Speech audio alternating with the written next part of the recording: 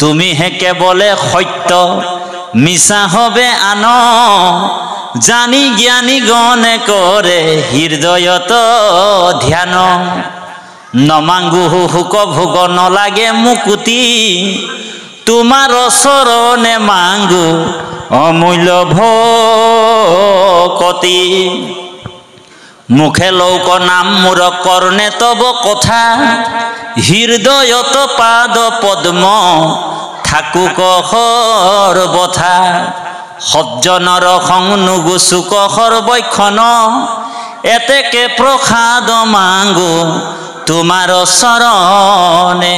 হে নাৰায়ণ হে কমল নয়ন জৈতে তৈতে গয়া জন্ম লভু আপোন কৰ্মৰ গতি তৈতে তৈতে তোমাৰ চৰণে থাকুক দৃঢ় ভকতি। হে প্ৰভু মোৰ কৰ্মৰ দুখত মোক তুমি বান্দৰ বনাই দিবা, ছাগলী বনাই দিবা, গৰু বনাই দিবা, কুকুৰ বনাই দিবা, সেইটো তোমাৰ কাম, তুমি কৰি থাকা।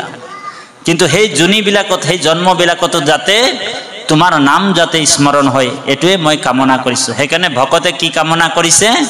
কৃপাৰ সাগৰ দৈৱকী নন্দন পুৰিও মনৰ কাম ভকতৰ সদানুগুচুক মুখে তোৱা গুণ নাম, মুখে তোৱা গুণ নাম। সেইকাৰণে যত পুত্ৰ পায় পৰিবাৰ মৰিলে আপোনাৰ এটা ৰতিও কোনো নিব নোৱাৰে। বাস্তৱ এই বৈৰাগ ভাৱটো আমাৰ বিৰক্তি ভাৱটো আমি ভাগৱতৰ দ্বাৰা আনিব লাগিব। সেইকাৰণে আমি যেতিয়া গৰ্ভত আছিলোঁ তেতিয়াই ভগৱন্তক প্ৰাৰ্থনা কৰিছিলোঁ। এটা প্ৰাৰ্থনা আছে যিটো প্ৰাৰ্থনা আপোনালোক গৰ্ভতে কৰিছিলে। কি প্ৰাৰ্থনা? সকলোৱে গাব। হে যাদৱ যদুনন্দন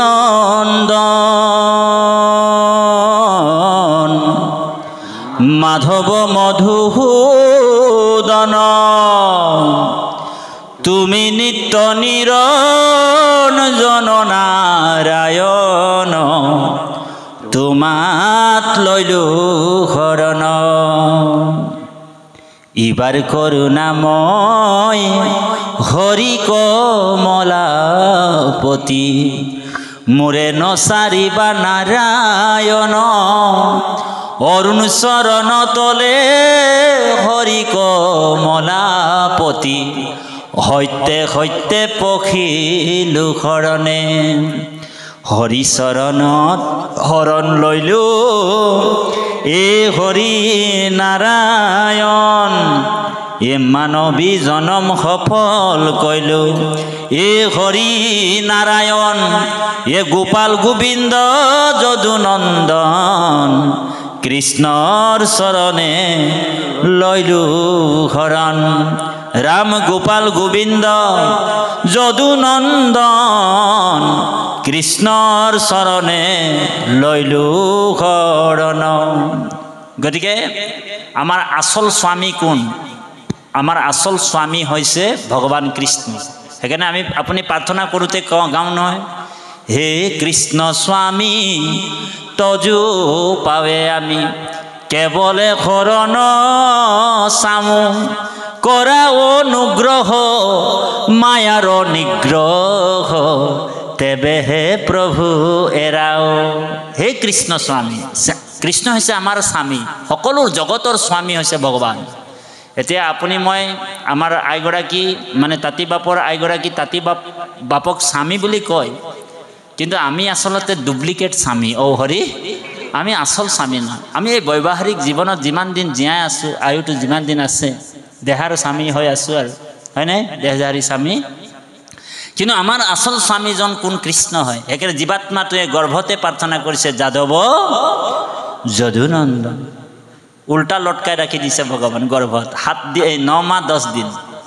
কিছুমান আকৌ 10 মাহ 10 দিনো থাকে, আৰু কিছুমানক জবৰদস্তি লৈ আনে চিজাৰিন কৰি। ঔ হৰি, এই ভৰি দুটা ওপৰ ফালে কৰি মূৰটো তল ফালে কৰি হাত জোৰ কৰি আছে। আল্ট্ৰাচাউণ্ড কৰিলে আপোনালোক ওলাই যাব, চাব। ভৰি দুটা ওপৰ ফালে কিবা ক'ব বা কিবা। তো ভগৱন্তক প্ৰতিশ্ৰুতি দিয়া হৈছিল, উল্টা লটকাই দিছে ভগৱান আমাক গৰ্ভত। 9 মাহ 10 দিন উল্টা লটকি আছোঁ। এতিয়া আপুনি মই মলমূত্ৰৰ গোন্ধ পালে কাপোৰটো আহি যায়, চি চি ইমান বেয়া গোন্ধাইছে, ঐ হয়নে? পায়খানাৰ গোন্ধ, পেচাবৰ গোন্ধ পালে আগতেই কাপোৰটো আহি যায়। কিন্তু 9 মাহ 10 দিন তাত কোনো কাপোৰৰ ব্যৱস্থাও নাছিল। আছিল নেকি বাপাই সমস্ত? হৰি, গৰ্ভততো চবেই গৈছে, গৰ্ভৰ পৰাই আহিছে। আইসকলে ভাবিছে আমি গৰ্ভৱতী হৈ আছোঁ। নহয়, আপোনালোকো গৰ্ভৰ পৰাই অহা, হয়নে? বোলে 9 মাহ 10 দিন এনি টাইম মলমূত্ৰৰ গোন্ধ, তেতিয়া কোনো কাপোৰৰ ব্যৱস্থা নাছিল। 3 মাহত জীৱাত্মাটোৱে স্থিতি হয় বুলি কৈছে, চৈতন্য হয়। আৰু 5 মাহত এই ছালটোৰ সৃষ্টি হয়। কপিল দেৱহূতি তৃতীয় স্কন্ধ। এই ওপৰৰ ছালটো দেখিছে, এইটো 5 মাহত সৃষ্টি হয়। 5 মাহত। যেনেকৈ ব্ৰইলাৰ মুৰ্গীটো আপোনালোক খায়ে, নোখোৱাটো নাই বাৰু। দোকানীয়ে যেতিয়া ব্ৰইলাৰ মুৰ্গী বিক্ৰী কৰে, ওপৰৰ ছালটো চেলিয়াই মেলি এটা চৰিয়া বা তছলাত মানে ধুনীয়াকৈ ৰাখি দিয়ে, যেনেকৈ অৱস্থা হৈ থাকে ব্ৰইলাৰ মুৰ্গীটোৰ, ঠিক গৰ্ভত শিশুটোৰ একেই অৱস্থা, ওপৰৰ ছালটো নাথাকে। মাকে টেঙা খাবলৈ মন যায়, গৰ্ভ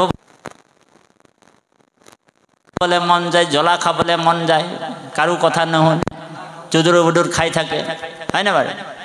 অকণমান নিমখ যদি ডাইৰেক্ট যেটা ঠুকি দিয়ে আৰু চেতনা আহি যায়। হৰি, আহে নাই বাৰু? তাৰমানে মাকে সেই টেঙা জ্বলা খোৱাৰ কাৰণে এইটো অৱস্থা হৈছে। এইটোৰ বিজ্ঞান আৰু ধৰ্ম বহুত মিল আছে দেই বাপ, ধ্যান দি শুনিব। কাৰণ বিজ্ঞানে আত্মাৰ কথাটো আজিলৈকে উলিয়াবই পৰা নাই। যদি বিজ্ঞান ইমান ওপৰতে আছে, তেওঁ আত্মাৰ কথাটো বোলে ওলাব পাৰিব লাগিলেহেঁতেন। বোলে আত্মাটোনো কেনি যায়, হয় নাই বাৰু? বয়সটোক ধৰি ৰাখিব পাৰিলেহেঁতেন, কিন্তু বিজ্ঞানে আজিলৈকে পৰাই নাই, হয় নাই বাৰু? গতিকে বিজ্ঞানো ফেল হৈ আছে। বিশেষ জ্ঞানৰ কথা ভাগৱতত আছে। জ্ঞান বিজ্ঞান তদং, আৰু ৰহস্যৰ যোগেদি আপুনি ঈশ্বৰক এই দৰ্শনবিলাক জানিব লাগিব। বিজ্ঞান বহুত আগবাঢ়িছে, আকাশ মাৰ্গতো গৈছে, কিন্তু আকাশৰ পৰা যে আৰু কি আছে, সৌৰ জগতখনত কি আছে, সেইবিলাক দৰ্শন আনিব পৰা নাই বিজ্ঞানে। খুব বেছি আনিছে, কম বেছি পৰিমাণে। কিন্তু সেই সকলো ঈশ্বৰকে সুদৃঢ় বিশ্বাস কৰে। সৌৰ জগতৰ কথাবিলাক যেতিয়া অধ্যয়ন কৰিবলৈ যায়, সেই সকলো গীতা ভাগক লৈ যায়। শ্ৰীমদ ভাগৱত গীতা, এইটো সুনীতা বিলিয়ামনো কি আছিলে যে আকাশত গৈছিলে, তেওঁ গীতা ভাগকে লৈ গৈছে। তেওঁ জানে যে ভগৱন্তৰ বাহিৰে এই সৃষ্টিখন নচলে।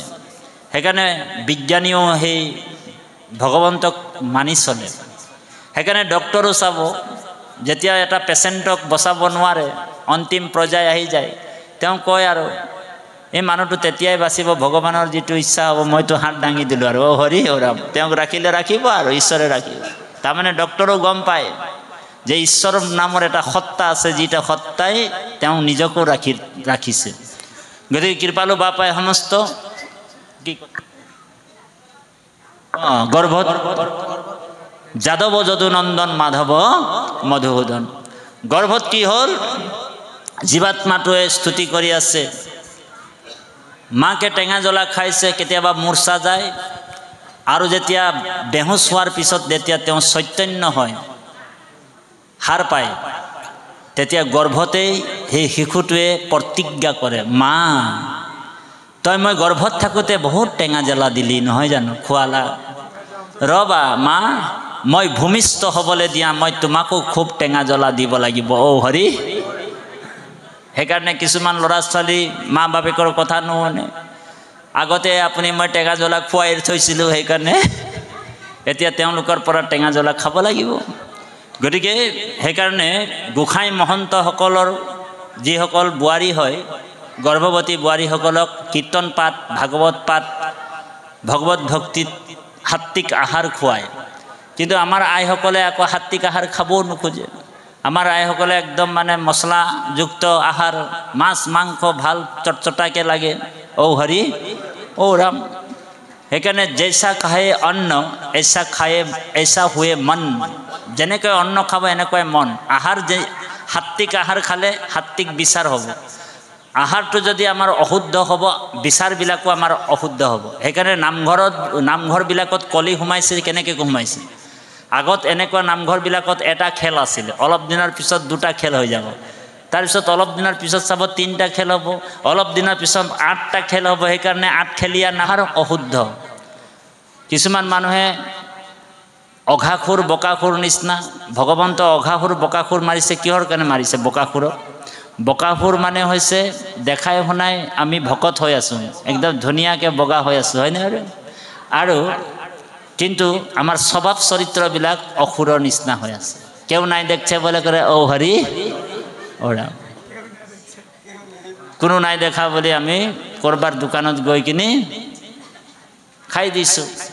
ভক্তি ব্যভিচাৰ হৈ গৈছে। তেওঁকে নামঘৰীয়া দায়িত্ব দি দিছে, নামঘৰৰ দায়িত্ব দিছে, বিলনীয়াৰো দায়িত্ব দি দিছে, হয়নে বাৰু? নামাচাৰ্যৰো দায়িত্ব দি দিছে। তেওঁ নাম গাই দিলে, তেওঁৰ পৰা কিন্তু আপোনালোকৰ কোনো উপকাৰ নহয়, কল্যাণ নহয়।